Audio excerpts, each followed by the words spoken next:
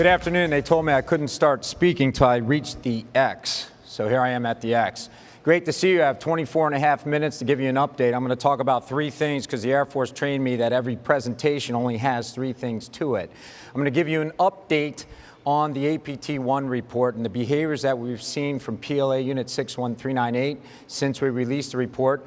For those of you that haven't read it, which is about 98% of you, I'm going to tell you what was the dialogue in that report, and then we'll end with some conclusions on lessons that we learned during responding to breaches in 2013. On the refresh, basically what happened about a year ago today as we released a report, but predating that report, the New York Times was compromised in the fall of 2012. During that compromise, the investigation by Mandiant led to the revelation that there's Chinese hackers breaking into U.S. media. And specifically in the cover page, when this was released on January 31st of 2013, the New York Times did an interesting thing. They went public about the breach, and the second thing they did is said, and some consultants think this is the Chinese military. So a little bit of a baiting that, hey, this is the Chinese military that did these intrusions, and that's a very interesting fact because in general, throughout my career, when I first started in the Air Force, government entities generally hack government entities for purposes of security. Government entities do not hack the private sector to learn what the media is up to or doing. So here was the response. The response to that claim by the New York Times that the Chinese military had hacked them was that it is unprofessional and groundless to accuse the Chinese military of launching cyber attacks without any conclusive evidence. And I agree, it is unprofessional and groundless if you don't have the evidence. So when you get charged with something like, hey, the Chinese military is compromising people, in general, the response could have came back, yes, we are, but nobody wants to say that, or no, we're not. And whenever you get an answer like this, which is what I call truthiness, you know, it's sort of true, it's a true answer, it's obvious to me that, in fact, the Chinese military was behind it. And we knew that anyway. So our response to this was, okay, let's show the evidence. And the evidence was in the form of about a 60-something page report, 3,000 different indicators, 141 different victim companies, and we'll step through that. When we released this report in February of 2013, there's a couple of reasons why we did it. First, we took our nomenclature at Mandiant of APT-1, and we linked it to PLA Unit 61398, a military unit with people in uniform being charged to compromise private sector entities. We released also 3,000 different indicators of compromise, meaning bad domain names, bad IP addresses, and basically the C2 infrastructure of APT-1's backbone where they launched the attacks. 5-minute video just to kind of show you, hey, here's what the attacks look like because we had responded to them so much time. And I want to tell you why we did this, why we released this report. And there's about 10 different reasons, but here's a couple of them. First and foremost, there's a general intolerance in the C-level across the companies that we've been responding to. Over the last 10 years, we've responded at Mandiant to hundreds of different computer intrusions by this unit, in fact, 141 of them. And as we responded to them, you could feel a frustration brewing because all these companies are spending not $5 million, but $10, $20 million every year on their security infrastructure, but they're still getting compromised. And it's kind of an unfair fight when you have the government being resourced and then picking on the private sector. It raises our cost of business, adds to this frustration. So first reason, C-level frustration. We got to do something about this. Second thing is, as we respond to all the breaches that matter at Mandiant, what we learned is we only answer two questions at the end of every breach. What happened and what to do about it. That was it, over and over again. What happened? What do we do about it? What happened? What do we do about it? And as we responded to these breaches, we started learning what technologies worked, what processes worked, and what people needed to know to adequately detect and go from alert to fix in under 10 minutes. And here's the reality. There was no silver bullet. There's no technology that we could buy, no pill we could swallow to make this problem go away. Fine. Let's try something non-technical. Let's see if there's a diplomatic way to approach this. So after 10 years of responding to Chinese intrusions from military units into the private sector, we decided let's elevate the dialogue. Let's see if a back office conversation can make rules of engagement work here. So we released a report. Another third reason actually, besides, and the first one again, C-level frustration. Second one, no technology is working. Let's try a non-technical solution.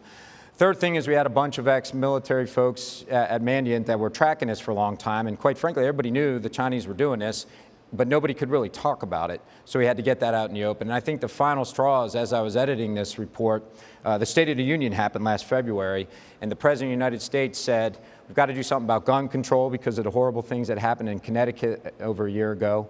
We have to get more jobs and do something about jobs because every State of the Union talks about getting more jobs. And then the third topic was, and we have to do something about the cyber espionage campaigns against the United States and all the intellectual property being stolen. So we released a report for a bunch of different reasons, but let's elevate the dialogue. Specifically, when we released this report, we absolutely at Mandiant only knew the lower bounds of what PLA Unit 61398 had done over the last 7 years. We had responded to 141 different victim companies, and every time we tracked these intrusions at these 141 companies, the technical evidence brought us to Shanghai, and the anecdotal non-technical evidence brought us to Shanghai. So let's take a look at some of that. To me, 97% is an A, 98% is an A+. At the end of the day, as we trace these attacks back, 97% of the time, we responded to 2,672 separate intrusions. The IP addresses went back ultimately to IPs registered in Shanghai. When we looked at the command and control being used, it was about 97% of the time as well. And the neat thing about most intrusions is as soon as a bad guy breaks into your network, they try to get valid user IDs and passphrases, and they use them. In fact, 100% of the incidents that Mandiant's responded to in the last 24 months, the bad guys did get user IDs and passphrases, and then they use them. But when you use the remote desktop protocol that comes with Microsoft Windows, you actually set your character keyboard setting in the protocol itself. So if someone's sitting at a Cyrillic keyboard and they're doing an RDP, we can say, hey, whoever's hacking us or logging in is at a Cyrillic keyboard. In this case, 97% of the remote desktop sessions were in fact set to mainland Chinese character set. So that's just the technical gibberish. Let's get to the non-technical, which are a little more obvious. As we Googled the internet for Chinese character set, 61398, PLA Unit 61398, and a few other things, we would find resumes that just kind of spout up and then go away. And when we checked out these resumes, some of these resumes are from students that said, hey, I used to work at PLA Unit 61398, and while I was there, I did computer network operations. I compromised institutes and organizations in the West, and it was a fun job kind of thing. And then we also found resumes that said they wanted to work there. And we found a lot more anecdotal evidence than what we shared in our report. But when you're the CEO of a small company and you're about to accuse the largest country in the world of doing cyber espionage rather directly, you may want to dial back that evidence so that there's no pie in the face of anybody and you leave plausible deniability. The document you see there, if you had it translated, would just read it was an agreement between PLA Unit 61398 and Chinese Telecom to put all the bandwidth into a building that looked like the one I showed you a slide ago. So who do these guys target? Every industry. You can go through this. This is 141 plots. Someone out there's counting the dots real quickly right now, and you're not going to finish before I change slides. But there's 141 dots, 21 different industries. Actually, I think it's 20. And in a way, this is totally misleading because the whole infrastructure that PLA Unit 61398 used to launch attacks into these 141 companies were in fact in the Western countries as well. So there's another real 3,000 victims you can plop up here if you wanted to. But these are the companies we saw data exfiltration from. So they hack everyone, they hack everywhere. Here's a globe picture because everybody likes maps this late in the afternoon. So they did it. And I don't have enough time to give you more of the evidence, but if you want to read about it, we had a 60-something page report about it. How did the Chinese government respond? And this is the important part about today, is when we released this report, we were hoping we'd see behavioral change. The problem is, 2 days before the President of the United States met with the President of China in California, the PRISM documents leaked to the press on that Wednesday. On that Friday, hours before the two heads of state were going to meet to talk about this cyber espionage, Snowden leaked. And I'm pretty sure that put a damper on the discussions. So we didn't get impact there. We really are strong supporters of the legislation that says let's share threat intelligence. You saw both prior speakers, the Cisco folks, as well as Qualys said sharing threat intelligence is important. Hard to do that if you share with somebody and there's a punitive step against you for sharing. I don't think that'll happen, but if you incent sharing of information with a safe harbor, everybody can ultimately potentially be as secure as the company that unfortunately got compromised. If we can learn from that single compromise and disseminate the knowledge quickly, we all benefit from the compromise. Right now, with current disclosure laws, virtually nobody's benefiting from current compromise, and the company that has to disclose is getting penalized. Anyway, we tried to elevate the information sharing dialogue by sharing 3,000 indicators that were immediately actionable. You could plug in in fact, we even gave them in electronic format. Look for all traffic to these IP addresses. Look for all traffic to these domains. Go through your log files. Do something about it. And when we burned PLA Unit 61398's infrastructure on the last day of the Chinese New Year, right before they came back to work from vacation, you can see in the slide, and it's not up there, so if you can put that slide back up, I'll show you. There's a demarcation line. What we plotted in this, and the dates didn't show up when we transferred the slides, but over on the dots to the left, there's a whole bunch of dots on where the Chinese PLA Unit 61398 was doing their C2 from. So every time they compromised an entity, they were using these domains, these IP addresses. We released our report right here, and guess what? We did alter their behavior. They never used any of that infrastructure again. Okay, but what we also did is created a whole bunch of new victims because they built up their new architecture or infrastructure to compromise somewhere else. So that was the effect we had, which was a temporary hiatus or potential loss of visibility in what they did. End of story is that they're still doing it today. It's not going to go away. So now we have a nation state sponsoring intrusions into what we'd call the private sector here in the West. So conclusions when responding to incidents in 2013 and really over the last 15 years of my career, here's some of the things that I've learned. When you compromise a lot of countries, there are no risks or repercussions. Some of the attacks that we're seeing today when it comes from Russian criminal entities are the same people that we were responding to in 2003, 2004, 2005. So if we had a way to go from electronic evidence to grabbing the people and doing something about it, it probably would have had some impact. Quite frankly, it's still happening today. Safe harbors do exist. People can hack other countries without risks or repercussions. You can commit crimes from 6,000 to 10,000 miles away. Future conflict's going to have a cyber component. We learned that in 2013. In August of 2013, the United States was considering potential armed steps in Syria based on the use of gas in Syria from pro-Assad troops against rebels. Okay, we're thinking of a conflict. The response to that impending potential armed conflict was computer intrusions. First into the Western media to figure out who's leaking all the conditions of what's going on in Syria to the Western media. Let's break in and figure out who that is. So it's a way to pierce anonymity behind some of the folks who are the sources of information. But second, you see some of the threats that were made. If the USA launched attacks on Syria, we may use methods of causing harm rather than just the attractive nuisances of doing things like tweeting President Obama was hurt in an explosion. So most people noticed the Syrian Electronic Army last year, if you're a part of this security community, and you think that's just an attractive nuisance to tweet things like this. But the more sinister purpose behind these intrusions were, in fact, to figure out who's communicating with Western reporters. Hard to stop those attacks. I don't have time to go into detail of it, but I think the Syrian Electronic Army actually had a smart way of doing their intrusions. Vulnerability has been human, in my opinion, since 2003, meaning when attackers target a network, they're targeting the humans that work behind your safeguards. Everybody's heard the moat analogy, it still applies. You can think about back in the late 90s to early 2000s, all this standards legislation and regulations popped up, that hodgepodge of ways to benchmark your cybersecurity program. We raised the watermark and we got better security for internet-facing systems, vulnerability management, patch management, all the things that we did. As we hardened that external shell, excuse me, people started targeting that avenue straight to your people. Let's Skype somebody and get them to click on a link. Let's email somebody, and if they open up that PDF document or Office document, we can compromise their machine. So the attackers are still targeting people today, and you can feel us scrambling around trying to find a way to prevent that. The people surface is a large surface to attack. It's also made security a decentralized problem. We harden the exterior. Now, how do we harden beyond our borders?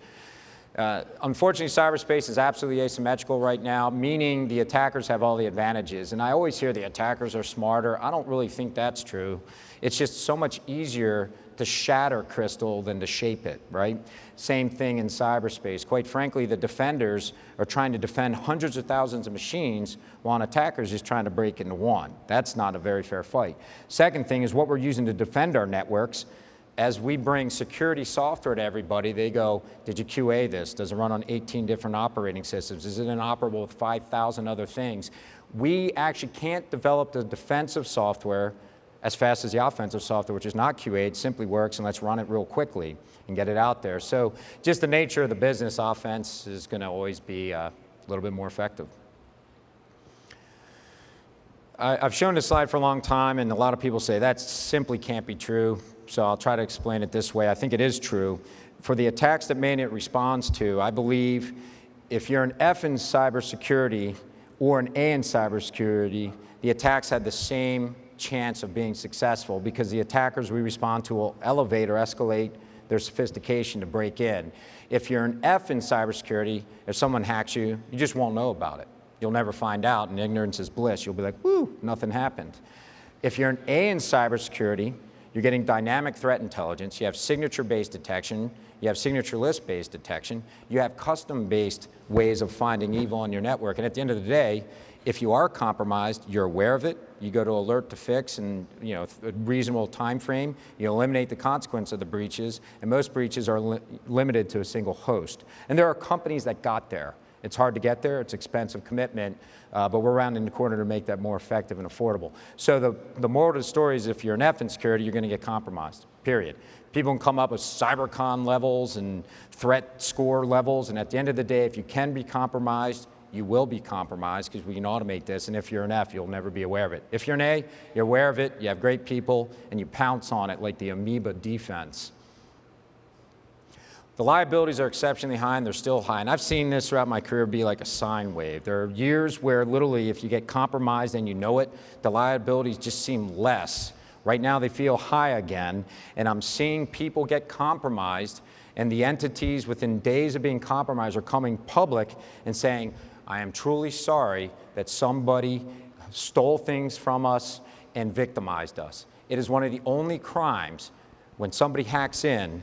In fact, it's the only crime I can think of where you have to apologize for being a victim. And it's getting that way again, and it's startling that it's gotten that way. But either way, because of the consumer protection and consumer disclosure requirements, what we've done is made a very technically complex thing, responding to an intrusion to determine what happened, now non-technically complex, because now everybody's a stakeholder. Insurance companies, managers, inside counsel, outside counsel, credit card companies, or the card brands, your partners, all the contracts and agreements you have with everybody you do business with. And you start responding to these things and realize you better get someone who knows how to navigate the landmines, because some of the stakeholders, when you're disclosing and you're creating information to share, actually have conflicts of interest.